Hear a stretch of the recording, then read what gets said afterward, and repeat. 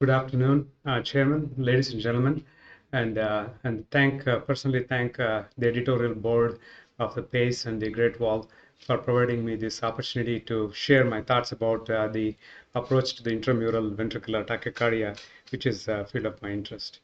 So these are my disclosures, nothing relevant to the topic of interest. Um, when we think about the intramural substrate, one of the things it's almost like a real estate, and the location is the real value. I think we need to know the location. This is one of the reasons why most of the times we tend to fail in mapping these intramural ventricular tachycardia. So in this next few minutes, we are going to discuss about the magnitude of the intramural ventricular tachycardia, mapping techniques, and approach to treat these intramural VTs. If you look at the magnitude in general across the board, whether it's ischemic cardiomyopathy or the non-ischemic cardiomyopathy, the approximate incidence you can take almost 10% of the times. You tend to see intramural ventricular tachycardias. In my own experience, these are obviously the data springing from 2006 to 2011 and even 17 recently. My own thoughts, I think they are more than just that 10% mark, what we are tending to see, in part because sometimes when you're doing an LV endocardial mapping, you tend to really sometimes fail. Some of the failures that tend to happen in the septal region could be much more of the intramural location. So why interseptal intramural VTs are difficult to manage? This is one of the examples. Actually, it's interesting one. This was a histoplasmosis of the ventricular septum, and you see the substrate in this case. And here the scar is right smack in the middle of the septum. And when you think in terms of the limitation of reaching this particular circuit, it is obviously we are heavily limited by the mere thickness of the ventricular septum. The other reason sometimes tend to happen is the calcium. The deposition of, transmission of the heat or any form of therapy that you can approach to these ventricular tachycardias will be very difficult from endocardial side.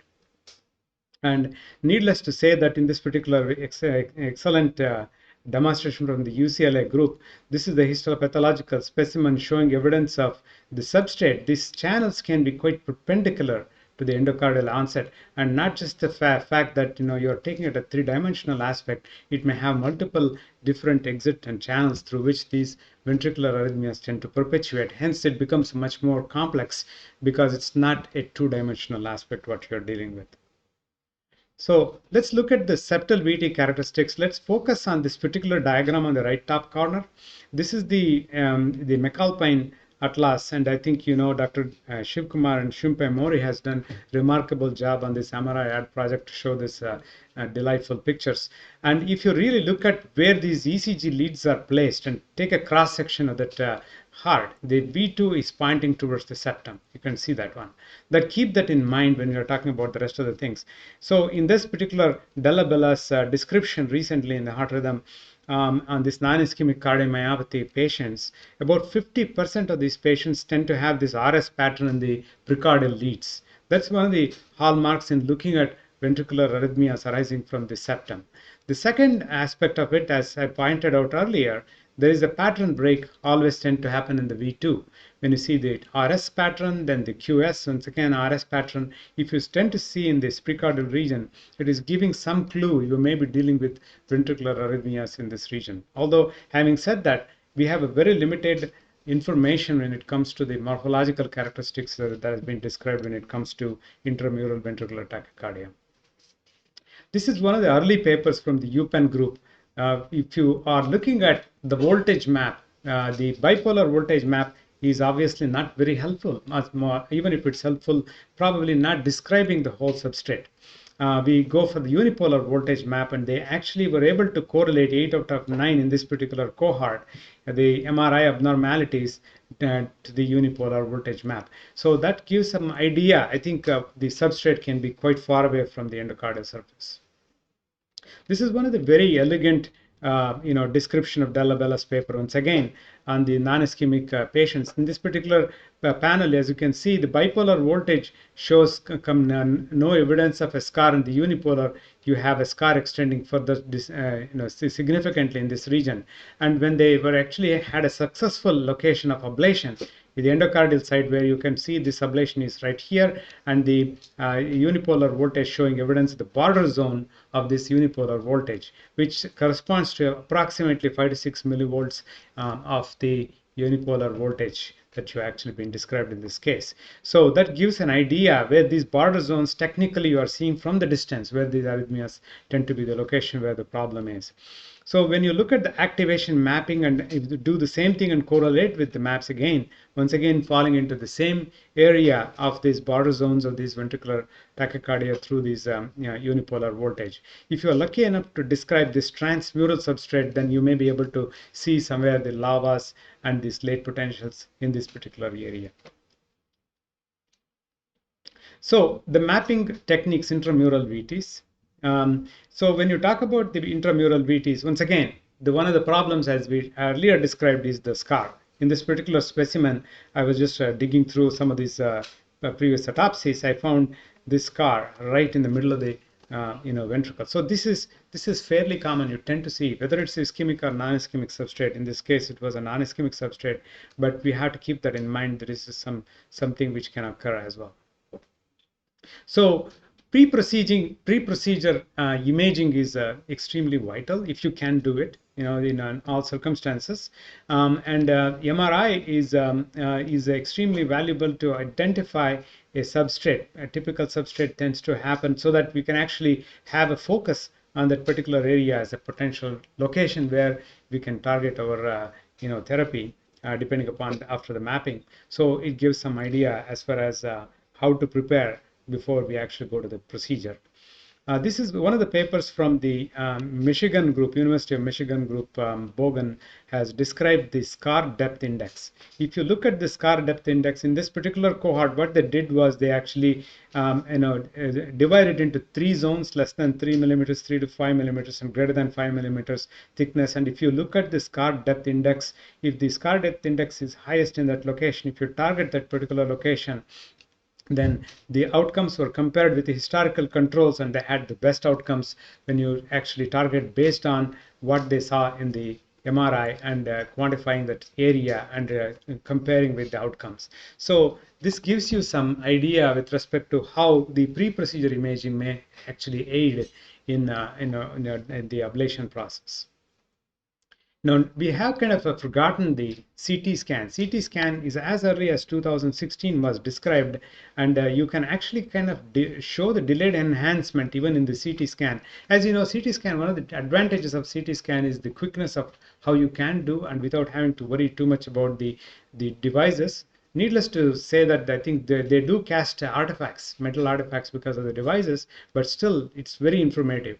I think the most recent release of the CT scan, it seems like they are much more capable of actually describing the structure. The other important aspect of this is the tomograms. You can actually have a much more finer tomograms you can actually have, so that you can actually demonstrate the substrate a little bit more nicely. And you can prepare with the ECG imaging and ahead of time, and with the substrate, with the CT, and even the adding a PET scan, so you can actually probably well informed before you actually get into the procedure. So these are all the different modalities you can actually adopt so that we can actually consider potentially doing an ablation at the time when you are actually approaching successfully. This is one of the patients that I did epi-endocardial mapping. In this case, the left panel, you can actually see endocardial voltage mapping showing evidence of a scar, which is kind of a limited, and the endocardial unipolar voltage showing a bigger area, and the epicardial showing a bipolar voltage shows almost not much of a scar, but the epicardial unipolar showing evidence of unipolar voltage showing a bigger scar. When you combine these two together, it tells you an idea. I think the mid-myocardial scar in this area is quite significant in this case. So that gives you a target for you to really approach in this case. Sometimes, when you are actually mapping these arrhythmias, one of the things which may give some indirect clues in looking at the VTC is the far field electrograms combined with the substrate, what you can actually see. Strategies of mapping. We described this paper really long time ago, looking at intra-coronary wire mapping, septal coronary wire mapping. And this Obviously, we're limited by the anatomical, the structures. That is the either the arteries or the veins. We can use these days. I'm using more and more veins, but I think the arteries are also extremely valuable in particularly the septal VT. You can use a wire. You can use a single wire, which is the vision wire. Actually, has a tip is exposed, body is insulated, or you could use a wire with a balloon or a microcatheter over the surface, so you can actually expose the wire, and you can put in two wires sometimes a little bit proximal to it and make it as a bipolar electrode. In that way, we're able to actually demonstrate this location of these ventricular tachycardias. You could use multiple septal wires and then actually hone into these areas where it seems to be the best location where you can approach these tachycardias. And pacing from these wires, in this particular case, this is the VT, and this is pacing you from the intraseptal wire, and the correlation is fairly close. That gives you some idea.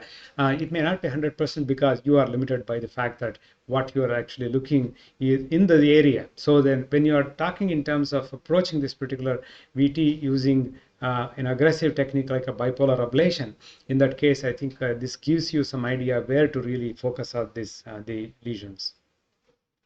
If you're lucky enough to really demonstrate in this particular case, what we are doing here, when you pace, look at the morphology, they are fairly similar pacing. The LV septal pacing, you stim to activation is 89 millisecond, and the vision wire pacing is about 43 millisecond, and the RV pacing is 20 millisecond. It is giving you an idea where is the exit site and where the entry site is, and we need to focus these particular areas, the mid-myocardial still, where why it is important. I'll actually demonstrate to you. In this particular patient, interestingly enough, it was from the LV basal inferior to the RV outflow tract. It was going through that location.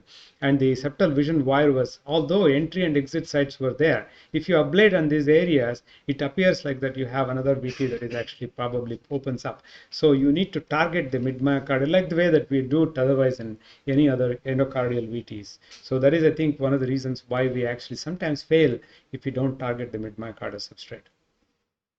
And the other techniques you could use in this case was the entrainment.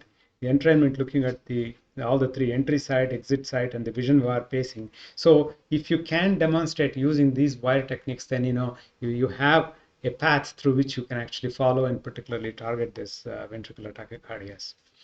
This is a very nice article which is published just 3 years ago.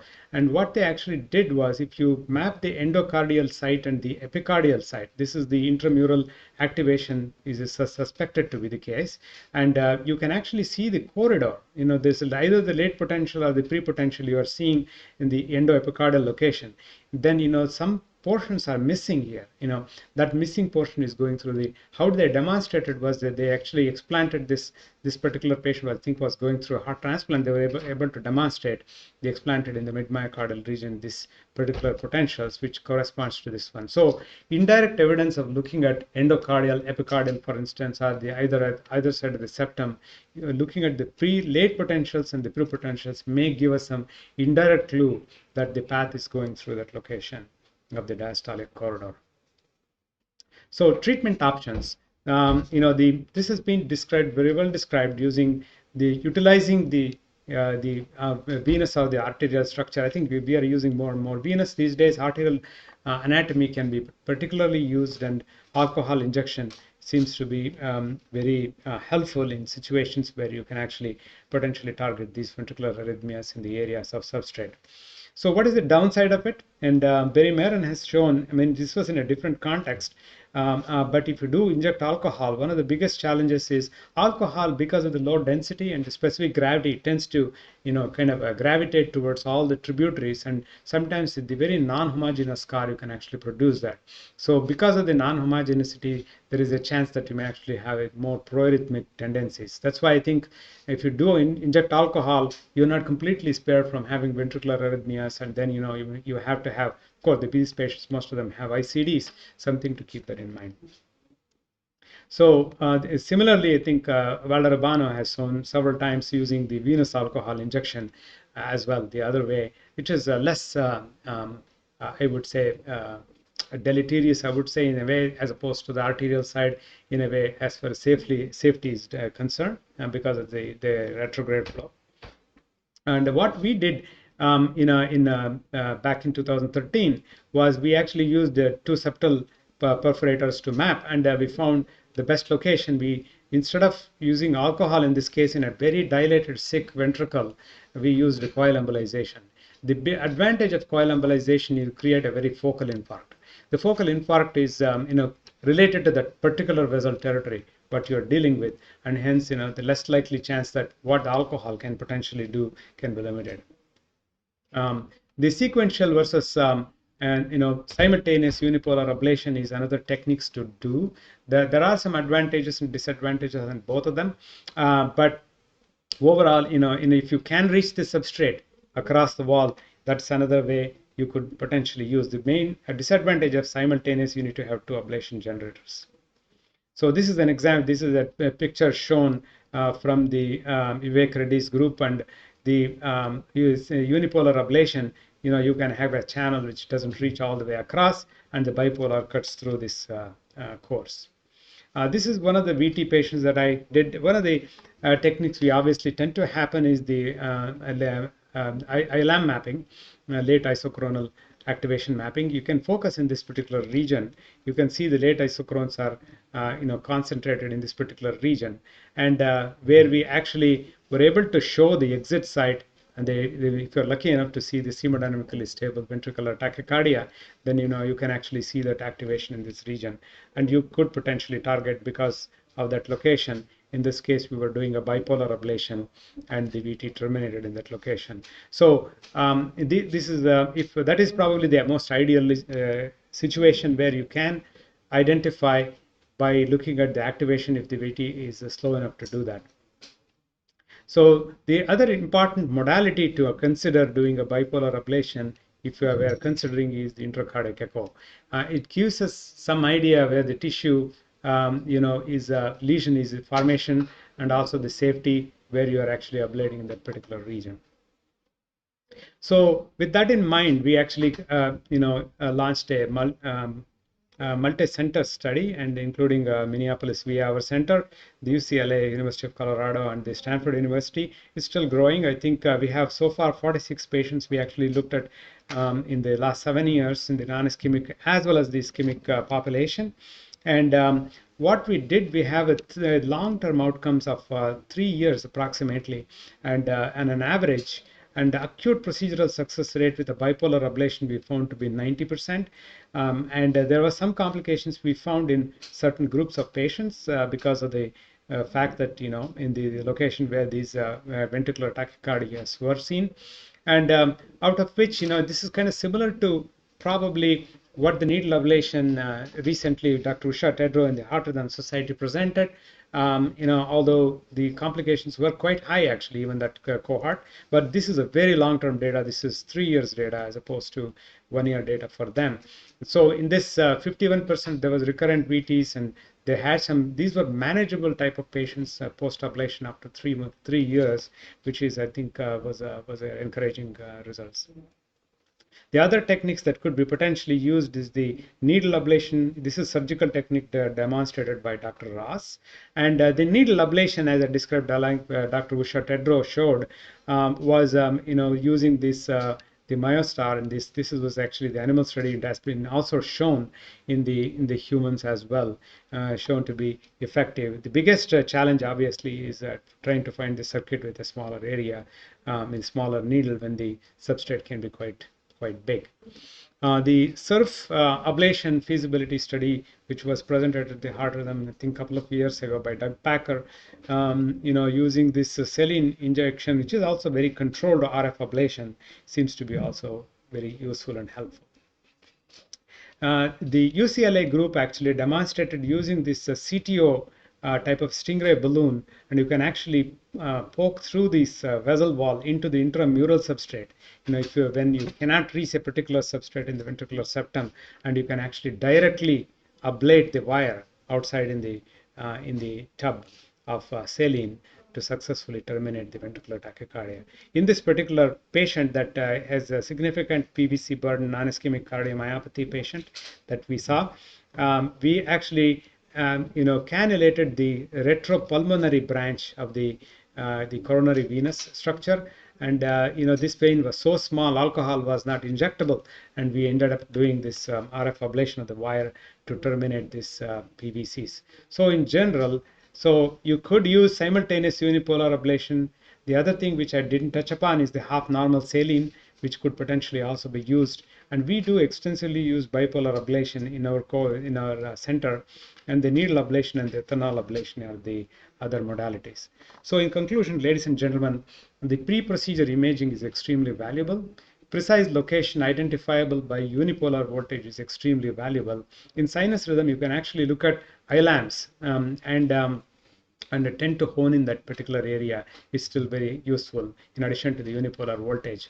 And pacing through the intercoronary septal perforators, whether it's arterial or venous, is extremely feasible and helpful. And sequential unipolar versus bipolar ablation is helpful. Intracoronary approach in the form of alcohol or the coil embolization, needle ablation, or heart saline, and even the RF ablation seems to be the method sometimes can be helpful depending upon the patient. Thank you so much for your attention.